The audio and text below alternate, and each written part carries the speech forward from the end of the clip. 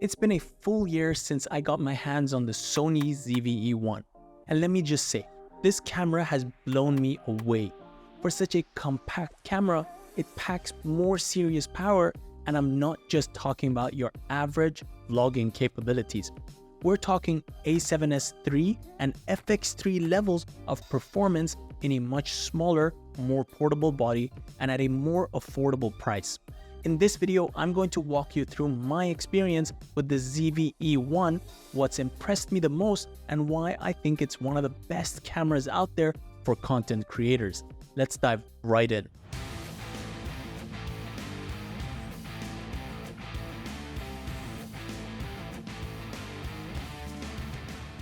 One of the first things that drew me to the Sony ZV-E1 was its compact size. I mean, it's tiny compared to most full-frame cameras, but don't let that fool you. Inside, this little beast is powered with the same full-frame 12-megapixel sensor as the Sony A7S III and FX3. That means you're getting cinema-quality video in a form factor that's incredibly portable. This has been a game changer for me. Whether I'm shooting vlogs, run-and-gun content, or doing professional work, the ZV-E1 handles it all without missing a beat. I love that I can just throw it in my bag without worrying about the bulk of a bigger camera. It's super lightweight, making it perfect for travel and day-to-day shoots. Let's talk about image quality, because honestly, for a camera this size, the quality is phenomenal. With the same sensor as the A7S III, the ZV-E1 delivers outstanding low-light performance, giving you crisp, clean footage even in darker environments. I've shot in everything from low-light interiors to nighttime cityscapes, and the ZV-E1 has always impressed me with how it handles shadows and highlights. Plus, it shoots 4K 60 frames per second and even 4K 120 frames per second, which means buttery smooth, slow motion footage when you need it. And don't even get me started on the dynamic range. The colors, contrast, and details you can pull out of this thing are seriously impressive. Even though it's marketed mainly as a vlogging camera, I've used it for more professional shoots as well, and the results are always top-notch.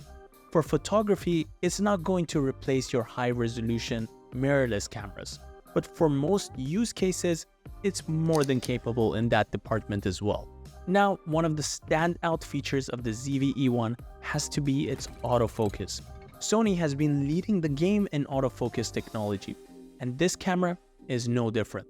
The real-time eye autofocus and real-time tracking are incredibly fast and accurate, whether you're shooting stills or video. For me, this has been a huge advantage when I'm on the move or filming solo. I don't have to worry about constantly checking focus because the ZV-E1 locks onto my subject and tracks it flawlessly. It's a big relief, especially for vlogging or shooting fast-paced content. You can trust that your footage is going to stay sharp. Now, let's talk about what I think is the ZV-E1's secret weapon: its ability to deliver cinema-quality footage without all the hassle. This camera has some serious cinematic chops thanks to the same sensor as the A7S III and FX3. The 10-bit 422 color gives you the flexibility you need in post-production, and if you're into color grading, the ZV-E1 footage holds up incredibly well. For such a compact camera, the level of dynamic range and detail you can capture is amazing. Plus, the ZV-E1 has S-Log3 and HLG profiles built in, so you can get that flat profile for maximum flexibility for your post-production workflow. One of the biggest reasons why I've stuck with the ZV-E1 for a full year is its portability. I can take this camera anywhere, whether I'm doing a quick photo shoot, vlogging, or on the go, or even shooting content for clients. The ZV-E1 is my go-to. And it's not just about size, it's about versatility. I can switch between shooting handheld vlogs, on-location shoots, or more controlled studio settings like this one without skipping a beat. This camera can do it all, and it's incredibly easy to set up and start shooting, no matter the situation. It's like you're holding an iPhone and the other cameras are like holding an Android. if you get what I mean. Now, one thing I can't praise enough is the image stabilization. The Sony ZV-E1 comes with active steady shot, which does an incredible job at smoothing out your footage. It also has a dynamic stabilization. I've taken this camera on walk and talk shoots, action shots, and you name it. And the footage looks smooth, like I'm using a gimbal, even though I'm just hand holding it. For those who don't always want to carry around extra gear like a gimbal, this built-in stabilization makes the ZV-E1 even more of a winner. The footage is steady without sacrificing quality, making it ideal for those run and gun movements when you're on the move. I've seen a lot of chatter online about the ZV-E1 having overheating issues, and I know this is a concern for a lot of people. So let me give you my personal experience after using this camera for a year in Dubai's heat. So, has the camera overheated on me? Yes, but only once, and that was during a shoot in the middle of summer here in Dubai, the blazing hot summer. And let me tell you, Dubai is no joke. We were shooting outdoors under the scorching sun for hours and the camera finally gave in. But outside of that one extreme situation, I've had zero issues with overheating. For regular indoor and outdoor shoots, the ZV-E1 has held up perfectly fine. So in my experience, the overheating rumors are way overblown. It's not something that should stop you from considering this camera, unless you're constantly shooting in super hot environments for long periods of time. If I had to nitpick, I'd say battery life is where the ZV-E1 isn't perfect. Don't get me wrong, it's decent.